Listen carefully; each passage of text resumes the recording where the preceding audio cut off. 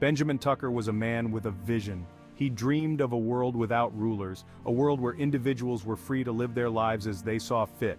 He believed in the power of free markets, not the kind of markets we see today. He wanted markets free from the shackles of government interference, markets where everyone had a fair chance. Tucker called himself an individualist anarchist as well as a socialist. He believed that the state was the enemy of individual liberty. He dedicated his life to fighting for a society where everyone had a chance to reach their full potential. Tucker wasn't afraid to challenge the status quo. He was a thorn in the side of the establishment, a voice for the voiceless. He believed that everyone, regardless of their background, deserved to be free. His ideas were controversial, but they were also deeply influential.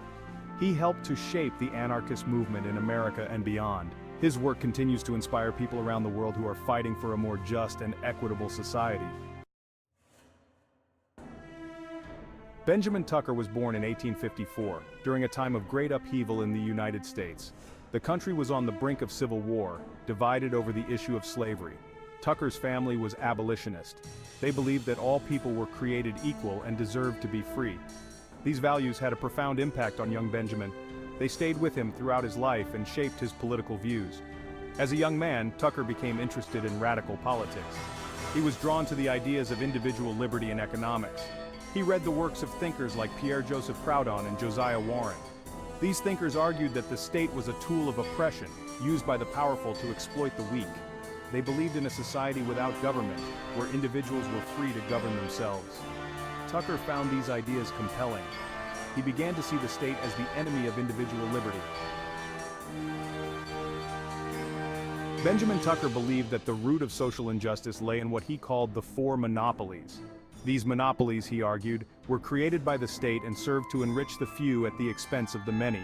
They prevented free markets from flourishing and kept people trapped in poverty and dependence. The first monopoly was the money monopoly. Tucker argued that the state's control over the issuance of currency gave banks an unfair advantage. They could charge high interest rates, he said, and lend money they didn't actually have. This system, he argued, benefited wealthy lenders at the expense of ordinary borrowers. The second monopoly was the land monopoly. Tucker believed that everyone had an equal right to acquire land and that the state had no business in the matter whatsoever. He argued that the state's system of land ownership and regulation allowed a few wealthy individuals and corporations to hoard land while others were denied access. This created an artificial scarcity, he said, driving up the price of land and making it difficult for people to become self-sufficient. Benjamin Tucker was particularly scathing in his critique of the money monopoly. He saw it as the root of many social ills. Tucker argued that the state's control over currency gave bankers an unfair advantage. This allowed them to enrich themselves at the expense of everyone else. He saw that these banks created money out of thin air by lending more than they had, backed by the blood and sweat of the taxpayer. This practice, known as fractional reserve banking, was legalized theft by Tucker's view. He argued it led to inflation, instability, and debt slavery. Tucker also argued that the state's system of land ownership and regulation was unjust and inefficient. He saw it as a form of theft, where a small group of people were allowed to hoard land by the use of the state's violence, while others were denied access based upon illegitimate claims of ownership. Tucker argued that the land monopoly led to poverty, inequality, and social unrest. He believed that it prevented people from becoming self-sufficient and forced them to work for others in order to survive. He argued that everyone should have access to develop open land, regardless of their wealth or social status. Tucker's solution to the land monopoly was simple: abolish it. He argued that this would create a more just and equitable society, where everyone had the opportunity to thrive based upon their ambition and work. The third and fourth monopolies that Benjamin Tucker railed against were tariffs and patents. He recognized these as artificial barriers to trade and innovation.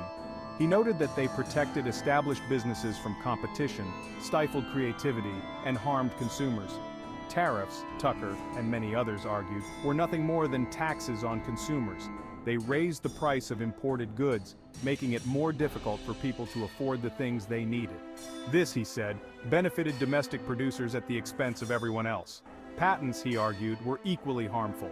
They granted inventors a temporary monopoly over their inventions, preventing others from using or improving upon them.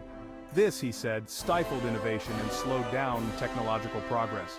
Tucker believed that the free market was the best engine for innovation and progress. He argued that competition, not government protection, would lead to the development of new products and technologies. He championed the laissez-faire recognition that tariffs and patents were unnecessary and harmful interventions in the free market. In 1881, Benjamin Tucker launched a periodical called Liberty. It became the most prominent English-language forum for individualist anarchist ideas. For nearly 3 decades, Liberty served as a platform for Tucker and his contemporaries to challenge the status quo and promote their vision of a freer and more just society.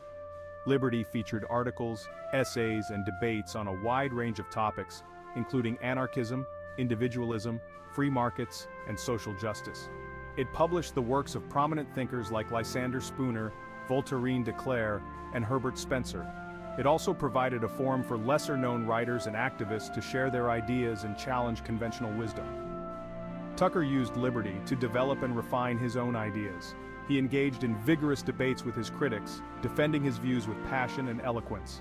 He saw Liberty as a weapon in the fight for freedom, a way to spread his message to a wider audience and build a movement for social change. Benjamin Tucker died in 1939, but his ideas continue to resonate today. He is considered one of the most important figures in American anarchism. His writings on liberty, free markets, and state power inspire activists worldwide. Tucker's work has had a lasting impact on libertarian and anarchist thought. His critiques of the state have influenced generations. His ideas are particularly relevant today as people question the role of government. Benjamin Tucker was a complex and controversial figure. His legacy is a testament to the power of ideas and individual liberty. Thanks for watching.